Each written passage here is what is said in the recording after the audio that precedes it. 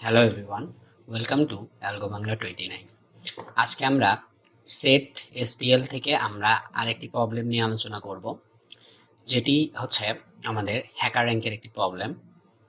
তো আমরা সেট সম্পর্কে জানছিলাম, আমাদের এসটিএল প্লে লিস্টের সেট সম্বন্ধে সবকিছু জানা দেওয়া আছে। আই বাটনে ক্লিক করে আপনারা সেট সম্বন্ধে জেনে নিতে পারবেন। তো আমরা এখন যে প্রবলেমটি সলভ করব সেই প্রবলেমটির স্টেটমেন্টগুলো আমরা একটু পড়ে নিই। আমাদের প্রবলেম স্টেটমেন্টে দেওয়া আছে যে আমাদের ইনপুটে দেওয়া আছে যে ইনপুটে আমাদের কয়েকটা কোয়েরি দেওয়া থাকবে এবং সেই কোয়েরির আন্ডারে আমরা কিছু এলিমেন্ট ইনপুট নিব এবং সেই ইনপুটগুলো আমাদের একটা সেটে রাখতে হবে এবং তারপরে আমাদের কিছু অপারেশন করতে হবে।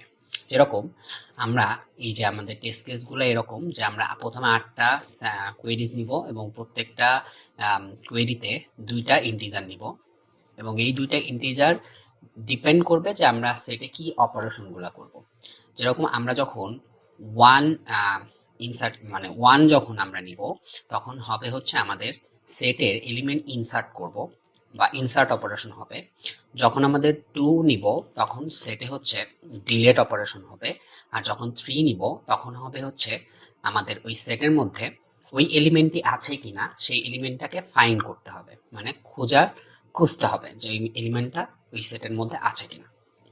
তো আমরা এই যে এই 3টা অপারেশন এখানে দেওয়া আছে যে যখন 1 আসবে তখন অ্যাড দ্য এলিমেন্ট, যখন 2 নিব তখন ডিলিট করতে হবে এলিমেন্টটাকে সেট থেকে, আর 3 যখন আসবে তখন দেখব যে ওই এলিমেন্টটা সেটের মধ্যে আছে কিনা। যদি থাকে তাহলে ইয়েস প্রিন্ট করতে হবে, আর যদি না থাকে তাহলে নো প্রিন্ট করতে হবে। আমরা অনেকেই এসটিএল ভিডিওটি দেখে ফেলছি। তো এসটিএল এ আমরা বলছিলাম যে সেট হচ্ছে কি একটা অর্ডারের ডেটা, যেখানে কি একটা এলিমেন্ট একবারই থাকতে পারবে, একাধিকবার থাকতে পারবে না।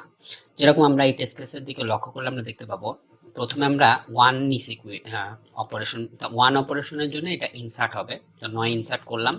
তারপরে আবার 1 আসছে তার মানে 6ও ইনসার্ট হবে সেটের মধ্যে। তারপরে আবার 1 আসছে তাহলে 10ও ইনসার্ট হবে সেটের মধ্যে। তারপরে আবার 1 তার 4ও ইনসার্ট হবে সেটের মধ্যে। তারপরে 3 আসছে, 3 মানে হচ্ছে আমাদের ফাইন্ড করতে হবে। তো আমরা দেখতে পাচ্ছি যে 6 আছে, তো আমাদের আউটপুটে আসবে ইয়েস। তারপরে 3 আসছে, তো ফাইন্ড করতে হবে যে 14 কি আছে কিনা। তো 14 আমাদের সেটে নাই, তো সেজন্য নো আসছে। তারপর আমরা 2 মানে হচ্ছে 6 ডিলিট করব, তাহলে 6টা কি ডিলিট হয়ে গেছে। এবার আমরা আবার 3 আসছে, তার মানে আমাদের ফাইন্ড করতে হবে যে 6 আছে কিনা। তো 6 আমাদের অলরেডি ডিলিট হয়ে গেছে, তো সেজন্য আমাদের নো।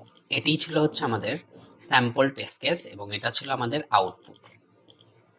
তাহলে আমরা এখন কোডটা দেখে নিই। কোড হচ্ছে অনেক সিম্পল একটা কোড। করে প্রথমে আমরা একটা কোয়েরি নিছি যে কয়টা কোয়েরি আছে, তারপরে আমরা নিছি হচ্ছে 2টা ইন্টিজার, যেখানে আমরা একটা হচ্ছে অপারেশন আর একটা হচ্ছে আমাদের এলিমেন্ট গুলা। তারপর আমরা একটা সেট নিছি এবং তার মধ্যে আমরা কোয়েরি গুলাকে ইনপুট করছি যে কতগুলা কোয়েরি। তারপর আমরা একটা লুপ চালাইছি এবং ওই অতগুলা কোয়েরিকে আমরা লুপের মাধ্যমে ইউজ করছি। তারপর আমাদের যেই অপারেশন করতে হবে সেই অপারেশনটা ইনপুট নিছি। যদি 1 আসে তাহলে আমরা কি করব, তাহলে আমরা সেটের মধ্যে ভ্যালু ইনসার্ট করব। যদি 2 আসে তাহলে আমাদের সেটের মধ্যে সেই ভ্যালুটাকে কি করব, ইরেজ করব এবং ইরেজ ফাংশনের মাধ্যমে আমরা ভ্যালুগুলোকে কি করি, ইরেজ করি। তারপরে যদি আমরা এই 1 এবং 2 ব্যতীত যেটাই আসুক না কেন, 3 আসুক, তাহলে আমরা কি করব, তাহলে আমাদের হচ্ছে আমাদের ওই ভ্যালুটাকে ফাইন্ড করব এবং আমাদের ফাইন্ড করার জন্য আমাদের কি ফাংশন ইউজ করতে হয়, ফাইন্ড ফাংশন ইউজ করতে হয়। তাহলে s.find এই ফাংশনের সাহায্যে আমরা কি খুঁজছি যে আমাদের যে ফাইন্ড এলিমেন্টটা যে ফাইন্ড করব সেই এলিমেন্টটার যে পয়েন্টার, সেই পয়েন্টারটা আমাদের n কিনা, মানে সেটের শেষ বা নাল ভ্যালু কিনা। যদি নাল হয় তার মানে সেটি এক্সিস্ট করে না, সেজন্য আমাদের নো প্রিন্ট করা লাগবে। আর যদি সেটি এক্সিস্ট করে তাহলে আমাদের কি ইয়েস প্রিন্ট করতে হবে। এই ছিল আমাদের কোড।